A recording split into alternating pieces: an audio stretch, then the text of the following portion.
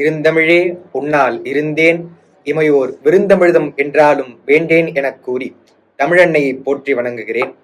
நம்முடைய துவாரகதாஸ் கோவர்தன்தாஸ் வைணவக் கல்லூரியினுடைய நூலகம் மற்றும் இந்திய தேசிய எண்ணிம நூலக மன்றம் இணைந்து நடத்தக்கூடிய விழிப்புணர்வு காணொளியிலே இன்று நூல் நயம் என்ற தலைப்பிலே சில கருத்துக்களை உங்களோடு பகிர்வதில் பெருமகிழ்ச்சி அடைகிறேன்.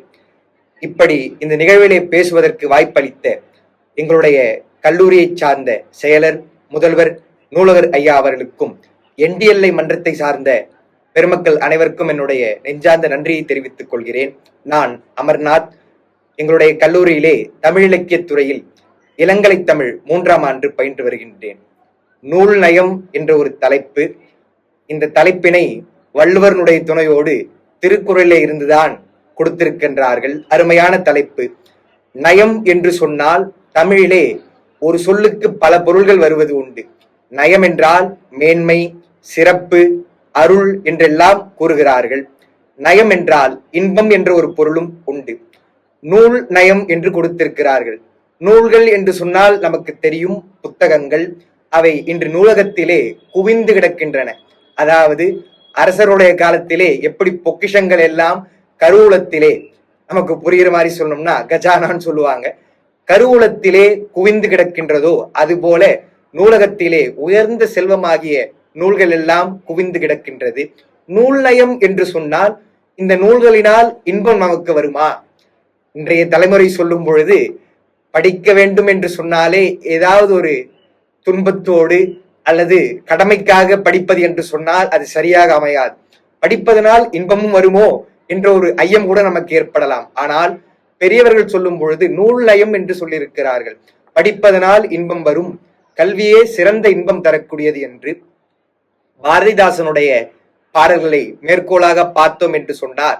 அவர் படி படி என்று சொல்கிறார். பொதுவாக படி என்று சொன்னாலே ஒரு அறிவுரை சொல்வது போல ஆகிவிடும். அவர் ஒரு பாட்டு முழுக்க நூலைப்படி, சங்கத்தமிழ் நூலைப்படி, அவர் தமிழ் இருக்கவே, தமிழ் புலவராக இருக்கவே தமிழை சொல்றார். காலைப்படி, கடும்பகல் படி என்று எப்போதும் படித்துக் கொண்டே இரு என்று சொல்றார். அங்க சொல்லும் பொழுது அந்த கல்வி என்பது, நூல் படிப்பது என்பது நயம், நம்ம இன்பம்னு சொன்னோம். படிக்கும்போதே இன்பத்தை தருமா என்று கேட்டால், தொடங்கையில் வருந்தும்படி இருப்பினும் ஊன்றிப்படி அடங்கா இன்பம் மறுபடி ஆகும் என்ற ஆன்றோர் சொற்படி என்று குறிப்பிடுகிறார். தொடங்கும் பொழுது நமக்கு சிரமமாக தான் இருக்கும், வருத்தமாக தான் இருக்கும். ஆனால் அதை படிக்க படிக்க நமக்கு அது பெரும் இன்பத்தை தரும் என்றுதான் கூறுகிறார். ஒரு குழந்தை, பெண் குழந்தை, அது பள்ளிக்கு போகுது. அந்த குழந்தையை பார்த்து தந்தை சொல்வது போல பாரதிதாசனாரே ஒரு கவிதை பாடுகிறார். ரொம்ப அருமையான கவிதை. ஆங்கிலத்திலே பிக்சரைஸ் என்று சொல்லுவார்கள்.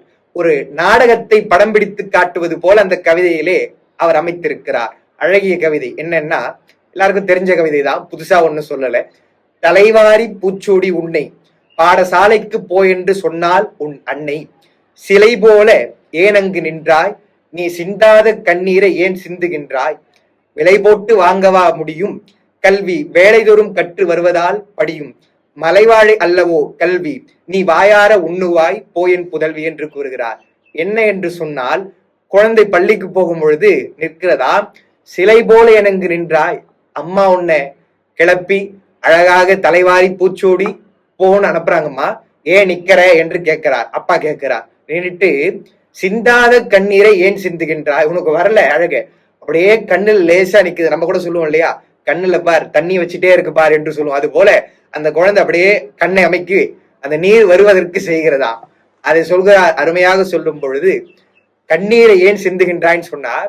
கல்வி என்று சொன்னால் படித்தால் தானே வரும் என்று சொல்லிட்டு, படிக்காம இருந்தா எப்படிமா வரும், நீ அவசியம் போய் படிக்கணும்னு சொல்லிட்டு அப்புறம் சொல்றார். மலைவாழை அல்லவோ கல்வி, மலைவாழை எப்படி சுவை தருகிறதோ, இன்பமாக இருக்கிறதோ, அது போல கல்வி என்பது இன்பத்தை தரக்கூடியது அல்லவா, நீ போய் படி என்று சொல்கிறார். எனவே நூல் அல்லது கல்வி, நூலினால் நாம் கல்வியை பெறுகிறோம், அது ஒரு கருவியாக இருக்கிறது. கல்வி என்பது இன்பத்தை தரக்கூடியது என்று பெரியவர்கள் கூறியிருக்கிறார்கள் என்று பார்க்கிறோம். பொதுவாக புலன்களினால் இன்பம் நமக்கு வரும், அறிவினால் இன்பம் வரும். அறிவினால் வரக்கூடிய இன்பம் என்பது பெரிய இன்பம். நம்ம ஒரு நல்ல திரைப்படத்தை பார்க்கிறோம், கண்களால் இன்பம் வருகிறது. நல்ல ஒரு உணவை சாப்பிடுகிறோம் என்று சொன்னால் நாக்கிற்கு இன்பம் அளிக்கிறது என்று சொன்னால் இவையெல்லாம் புலன்களினால் வரக்கூடிய இன்பங்கள் தான். அதை காட்டிலும் ஒருபடி மேலே சென்று நமக்கு அறிவுக்கு இன்பம் தரக்கூடியது என்று சொன்னால் நம்முடைய நூல்களும் கல்வியும் தான் என்று சொல்றாங்க. அப்படி இன்பத்தை தரக்கூடிய கல்வியை எப்போது படிக்க வேண்டும்? நூலகத்தில் இருக்கிற புத்தகத்தெல்லாம் எங்க படிக்கிறதுக்கு நேரம் இருக்குதுங்க. முதல்ல பள்ளியில இருக்கக்கூடிய புத்தகத்தை படிப்போம் அப்படின்னு சொல்லுவாங்க. அடுத்து கல்லூரியில பாடத்திட்டமாக இருக்கக்கூடிய புத்தகத்தை படிக்கிறோம். நூலகத்துக்கு எல்லாம் போய் எங்க நாங்க போய் படிக்கிறது என்று சொன்னால் அப்படி இல்லை. கல்வி என்று சொன்னால் இளமையில் கல் என்று சொன்னாங்க. இளமையில் கல்வி சிலை மேல் எழுத்து என்று ஒரு பழமொழி. சிலை என்று சொன்னால் இப்ப கோயில் எல்லாம் பார்க்கிற சிலை என்று அல்ல. சிலை என்றால் கல் என்று பொருள். ஒரு கல்வெட்டிலே பதிப்பது போல நம்ம எழுதி வைக்கலாம், பேப்பர்ல எழுதி வைக்கலாம் அல்லது புத்தகத்துல எழுதி வைக்கலாம். கல்வெட்டுகளில் எழுதி வைப்பது எப்படி நிலையாக இருக்கிறதோ அதுபோல் இளமையில் கல்வி என்பது சிலை மேல் எழுத்து என்று கூறுகிறார்கள்.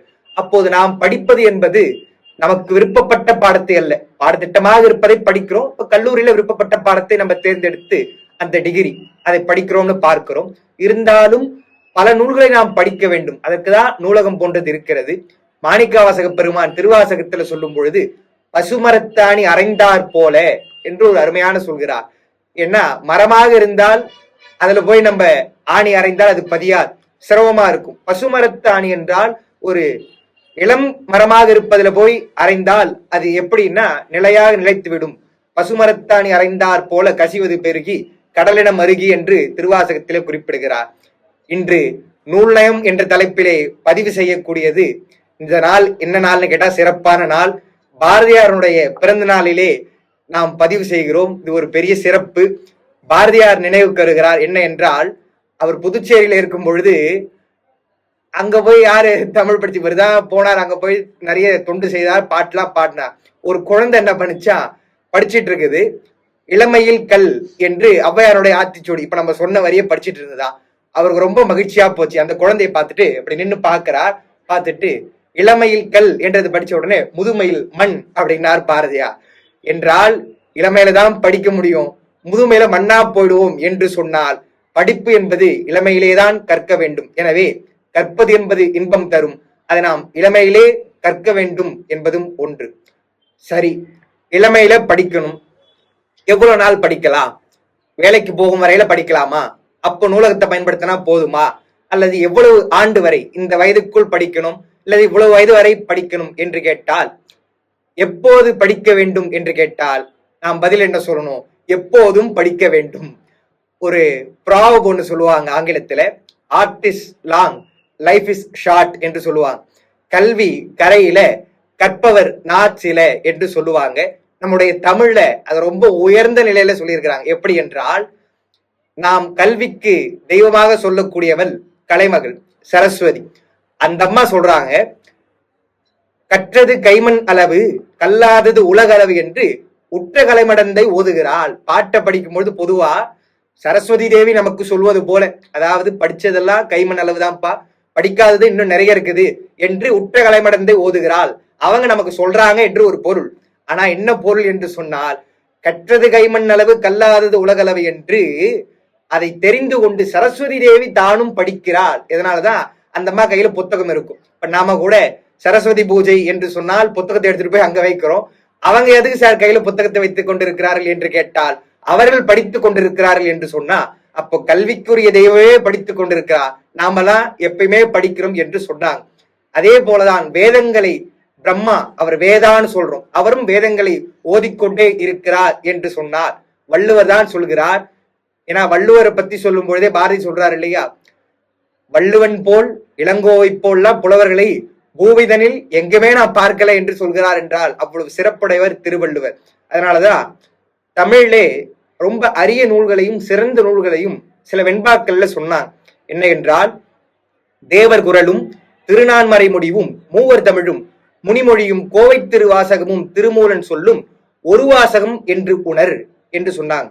அடுத்து, வள்ளுவன் சீர் அன்பர் மொழி வாசகம் தொல்காப்பியமே தெள்ளு பரிமேழகன் செய்த உரை ஒள்ளிய சீர் தொண்டர் புராணம் தொகு சித்தி ஓராரும் தந்தமிழின் மேலாம் தரம். அதாவது படிப்பதற்கு நிறைய இருக்குது. இப்ப நம்ம கூட எதுங்க முக்கியமா படிக்கணும் என்று கேட்டால் 2 வெண்பாக்கள் மூலமாக இவையெல்லாம் தமிழின் தரமான நூல்கள் என்று சொல்லி, அப்புறம் இதெல்லாம் ஒரு வாசகம் ஒப்பற்ற வாசகங்கள் என்றும் சில நூல்களை பட்டியலிட்டாங்க. என்ன சிறப்புன்னா ரெண்டுத்திலையுமே திருக்குறள் என்பது வந்திருக்கிறது. திருக்குறள் உலக பொதுமறை என்று நாம் பாராட்டுகிறோம். பல மொழிகளில் மொழிபெயர்க்கப்பட்டிருக்கிறது. இன்றும் பல ஆசிரியர்கள் உரை எழுதி கொண்டிருக்கிறார்கள். அப்போவே 10 உரை, பழைய உரையே 10 உரை திருக்குறளுக்குன்னு பார்க்கிறோம். சிறந்த உரையாக பரிமேழகருடைய உரையை சொல்லுவாங்கன்னு பார்க்கிறோம். அந்த திருக்குறள்ல அவர் சொல்லும் பொழுது என்ன சொல்றார்?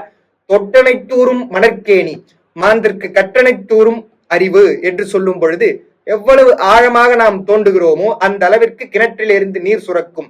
அதுபோல நாம் எப்படி இந்த நூலகத்துக்கெல்லாம் போய் படிக்கிறோமோ அப்போதான் நம்முடைய அறிவு என்பது சிறப்பாக அமையும், பெருகும் என்று சொல்கிறார்.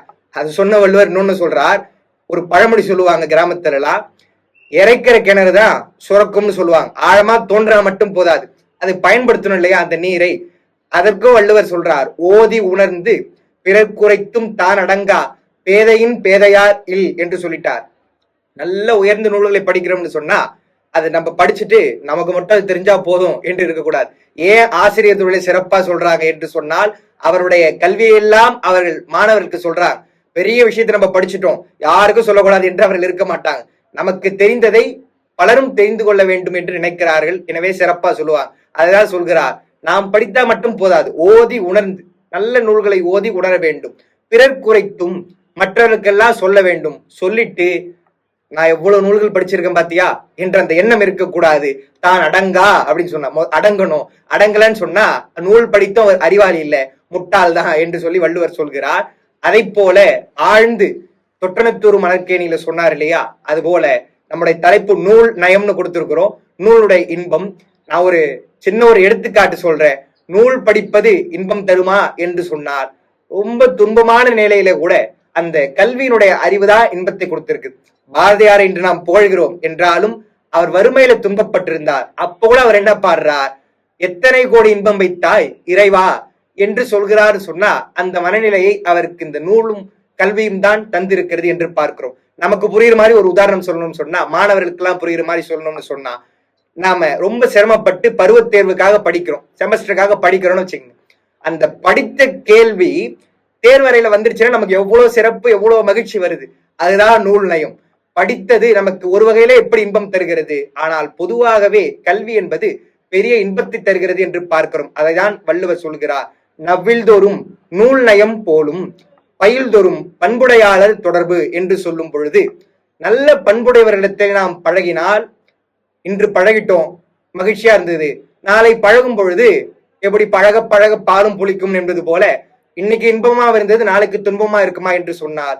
நல்ல பண்புடையவர்களிடத்திலே பழக பழக அந்த இன்பம் அதிகமாகத்தான் ஆகும். அதுபோல நபில்தோறும் நூல் நயம் போலும் என்று சொன்னார். அதுக்கு அருமையா பரிமேழக உரை எழுதுகிறார். ஓமைக்கும் சரி, ஓமயத்திற்கும் சரி, நூல் நயத்திற்கும் சரி, பண்புடையாளர்களுக்கும் சரி, படிக்க படிக்க இன்பம் மிகும், குறையாது. அதே போல பண்புடையவரிடத்துல பழக பழக இன்பம் மிகும் என்றுதான் வள்ளுவர் கூறுகிறார் என்று அதைத்தான் அருமையான தலைப்பாக நூல் நயம் என்று கொடுத்திருக்கிறார்கள். ஒரு செய்தியை சொல்லி நிறைவு செய்கிறேன். காஞ்சிபுரத்திலே புத்தக திருவிழாவிலே ஒரு கவிஞர் கவிதை வாசித்தார். என்ன என்றால், அந்த வரி பசுமையாக மனதிலே பதிந்திருக்கிறது. அவர் சொன்னார், புத்தகம் என்று சொன்னால் நீங்க எப்பொழுதும் புத்தகத்தை வாசித்துக் கொண்டு புத்தக புழுக்களாக இருக்க வேண்டாம் அப்படின்னா. நமக்கு வாசிக்க வேண்டாம் சொன்னா ரொம்ப மகிழ்ச்சியா இருக்கும். பரவாயில்லப்பா, புக் ஃபேர்லயே நூல் வாசிக்க வேணாம்னு சொல்றாங்க. அடுத்து அவர் சொன்னார், எப்பொழுதும் வாசித்துக் கொண்டு புத்தக புழுக்களாக இருக்க வேண்டாம், ஒரு முறை வாசித்துதான் பாருங்களேன், வாசித்தால்தான் அந்த சுவை தெரியும், அந்த சுவை இன்பச் சுவை என புரியும் என்று சொன்னார். என்று சொன்னால் நாம் படிப்பதே கிடையாது, படித்தால்தானே அதனுடைய இன்பம் என்பது தெரியும். மாணிக்க வாசகர் ரொம்ப அருமையா சொன்னார் திருவாசகத்துல, பெருமானே, நான் இந்த உலகிலேயே ரொம்ப நான் மாட்டிக்கிட்டு இருக்கிறேன், உலகப் பொருள் தான் எனக்கு கண்ணுக்கு தெரியுது, எல்லாவற்றையும் மேலாக, எல்லாவற்றுக்கும் மேலாக இன்பப் பொருளாக இருப்பவன் நீ, உன்னுடைய இன்பத்தை எனக்கு தெரியல. எடுத்துக்காட்டு சொல்லணும்னா, ஒரு குழந்தைக்கு தாய் மருந்து கொடுத்துட்டே வரா, கசப்பான மருந்துன்னு சொன்னா, மருந்து முடிஞ்சிட்டு தேன் கொடுக்கறதுக்கு வந்தா கூட அந்த குழந்தை என்ன பண்ணும், ஐயோ அம்மா மருந்து தான் கொடுக்குறாங்க, கசப்பான மருந்து தான் சொல்லுவார். அந்த குழந்தைய உட்கார வச்சு உட்காரு என்று அந்த நாக்குல தேனை தடவனா, ஐயோ இனிக்குதே, அம்மா நமக்கு தேனை தான் கொடுக்குறாங்க போல இருக்கு என்று சொல்லும். அது தெரியாத வரைக்கும் எப்படி அது மருண்டு ஓடுமோ, அது போல பெருமானே, நான் உலகியல் எல்லாம் மாட்டிக்கிட்டு இருக்கிறேன், உன்னுடைய இன்பத்தை எனக்கு தெரியல, நீ என்ன பண்ண, அடித்து அடித்து அக்காரம் முன் தீற்றி அற்புதம் அறியேனேன்னு பாடுறார். நீ வலிந்து என்னை ஆட்கொண்டு உன்னுடைய அருள் இன்பத்தை எனக்கு தந்தாய் அல்லவா என்று சொல்லி பாடு. அது போல நாம் உலகியலிலும் இன்று செல்போன் என்பது பல வகையிலே நமக்கு பயனுள்ளதாக இருந்தாலும் அதிலே நேரம் கடுமையாக செலவாகிறது, வீணாக போகிறது என்று பார்க்கிறோம். அப்படியெல்லாம் நம்ம மாட்டிக்கிட்டு கொண்டு இந்த நூலினுடைய நயத்தினை உணராமல் இருக்கிறோம். அதற்கு உள்ள வந்துட்டோம்னு சொன்னா அது பெரிய இன்பத்தை தரும், நூல் நயம் தரும் என்பது நமக்கு புரியும் என்று சொல்லி இந்த வகையிலே நூல் நயம் என்ற தலைப்பிலே பேச வாய்ப்பளித்த அனைவருக்கும் மீண்டும் என்னுடைய நன்றியை தெரிவித்துக் கொள்கிறேன். நூல்களை வாசிப்போம், தமிழை சுவாசிப்போம். வணக்கம்.